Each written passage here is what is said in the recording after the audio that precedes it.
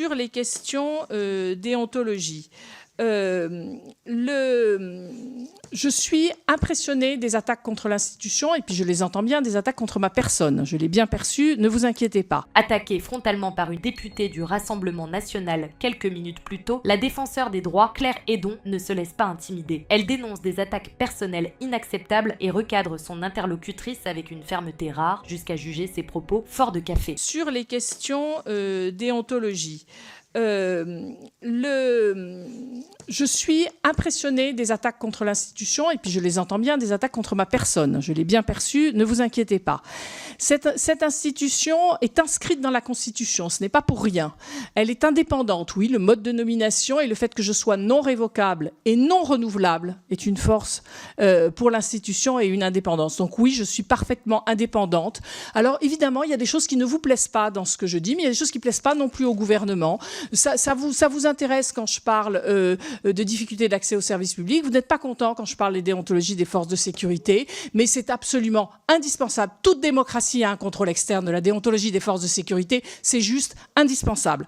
La référence auquel vous faites, madame, sur les propos qui ont été tenus dans des tracts de la pénitentiaire, j'espère que vous avez lu les tracts, parce qu'ils sont quand même absolument inadmissibles, que je vous rappelle que le racisme est un délit et qu'il est condamné, qu'on ne peut pas accepter ce genre de propos. Et tout ça ne m'empêche pas de considérer que la situation des surveillants pénitentiaires est excessivement difficile. Et je le dis aussi sur les forces de l'ordre qui travaillent dans des conditions particulièrement difficile, avec une surpopulation carcérale dont c'est eux aussi, et pas simplement les détenus, qui payent les frais. Donc oui, je le dis, et donc quand vous me dites que je ne les défends pas, mais absolument, je continue à le dire dans mes visites en détention, je suis outrée de ce que j'observe, outrée des conditions dont sont maintenus les détenus, et qui évidemment génèrent de la violence. Les directeurs des centres pénitentiaires le disent bien, quand ils sont à 3 dans une cellule avec des matelas par terre, et qu'ils dans moins de 10 mètres carrés, c'est absolument inadmissible, et évidemment que ça génère de la violence, mais à aucun moment ça excuse des propos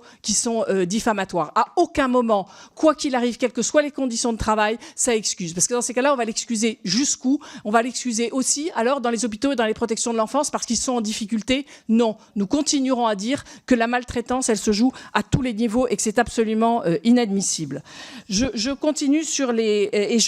Vous êtes allé jusqu'à dire que je contribue à la haine. Je trouve ça alors absolument fort de café, parce que vraiment, nous contribuons en justement disant les moments où il y a des excès et en ne généralisant absolument jamais. À aucun moment, je n'ai généralisé. À tout moment, j'ai condamné toute forme de violence. Donc, absolument aucun problème là-dessus.